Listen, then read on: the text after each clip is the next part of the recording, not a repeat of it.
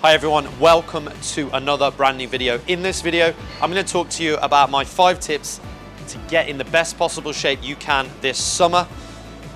I know it doesn't look like summer right now. Typically, we decided to film today and it's raining here in Chennai, but stay tuned because all of these tips are going to help you, particularly the last one.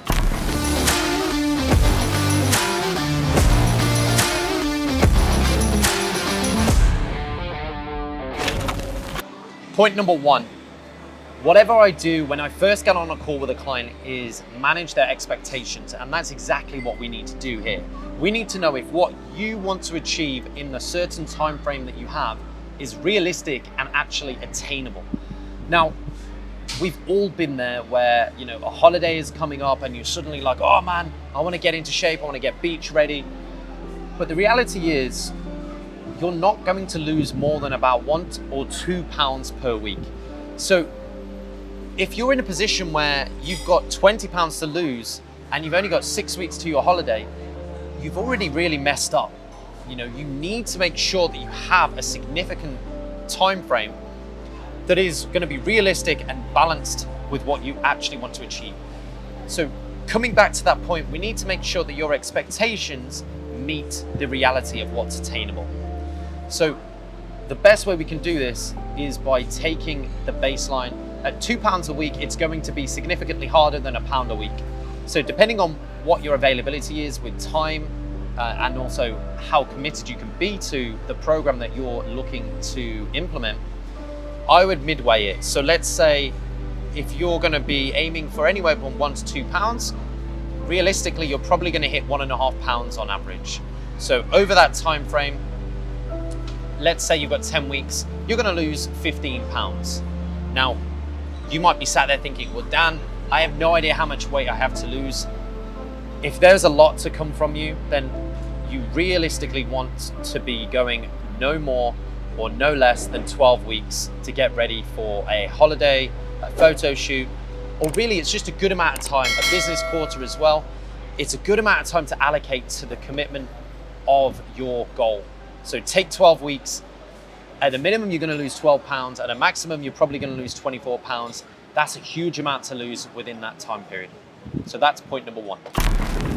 Point number 2 is simply knowing how many calories you're already consuming, or at least setting yourself a calorie target.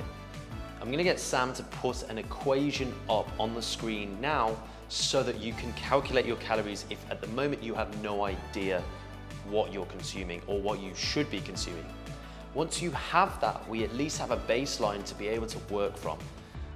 I've lost count how many times I've had conversations with people and they're asking me more advanced stuff such as, specific training routines, regimes, step counts, protein targets, and they don't even know how many calories they're consuming.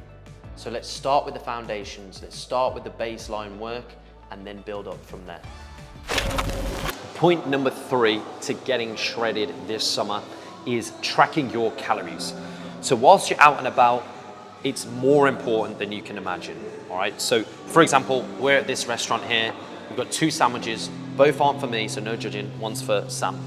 And what we're gonna do is, rather than just eating them and having no awareness of what we're consuming, remember, we've got our calorie target, we've got goals to hit, so we need to know what we're consuming so that we have the balance of the rest of the day, right? So use your phone. Now technology is at a point where you can have an app. MyFitnessPal is one of many, where you can literally search for the item that you're eating. It will take a little bit of practice, and what I recommend doing is finding the item with the highest amount of calories before you put it in. So let's say this, I've searched on this now, the highest calorie item for ham and cheese was 550 calories. So I'm gonna say that this was 550 calories. This one was around about the same. So bacon, lettuce, and tomato. This one was around about 500 to 520. So I'd always go to the upper end of that so that I'd rather be overestimating the calories than underestimating it. So track your calories and start building an awareness of what you're consuming. Point number 4, you've got to find what you enjoy. I speak to so many people on a daily basis that say, Dan, should I go running? Should I do cycling? And it's such a frustrating response for the person that I'm talking to, because I always say it depends. Do you enjoy running? Do you enjoy cycling?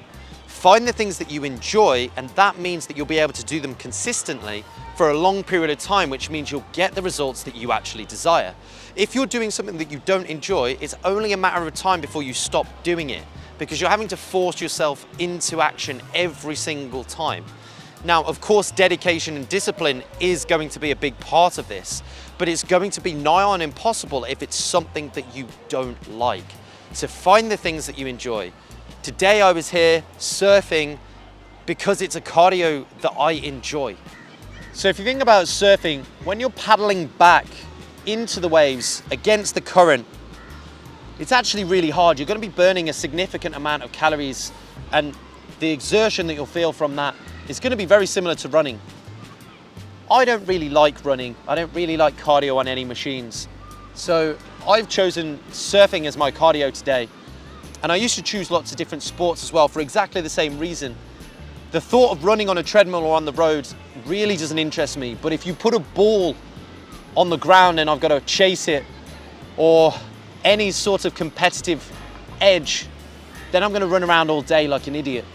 So really, we need to figure out what you enjoy and make sure that you're choosing those things in order to get your cardio done. You don't have to stay within the box of your stereotypical cardio to do this. You could chase the dogs around, you could throw the ball, you could run up and down here. Really, we need to find what you enjoy, and it makes it significantly easier. The fifth and most important point is finding your why. And what I mean by this is so many people have a goal that they want to achieve, and it's on the surface it can seem quite menial. What we need to do is attach an emotional reason to it. What's going to get you out of bed in the morning when you're no longer motivated? So if it's, I want to lose 15 pounds of body fat, why is that? Is it you want to run around with your kids, play football that you've not been able to do for the last 10 years? Is it something as simple as you want to feel confident in yourself, in what you're wearing? Or you're going on the beach, you want to turn heads, you want to walk with your chest high, your shoulders back, and be proud of what you've accomplished. You have to be really honest with yourself as to what you want to achieve and why you want to achieve that. And that really doesn't matter, but finding that why is going to be an essential part of this process. If you don't, as soon as you're not motivated, which I can promise you now will be a couple of days after you start, everything is exciting at the beginning. You'll start, and think about this. How many times have you gone to bed and thought, tomorrow morning, I'm going to do X? And you wake up in the morning, it might be cold, it's dark, it might be raining, whatever the story is. Do you do that task? 9 times out of 10, I'm going to bet that you don't. So we need something to attach on to. We need something to go back to and go, okay, remember, this is why I want to achieve this. If you don't have that, it's going to be very hard to be disciplined and consistent. So that's it for today's video. Please like, comment, share, make sure you're subscribed, and click that little bell button to be notified for the next video. I'll see you in the next one.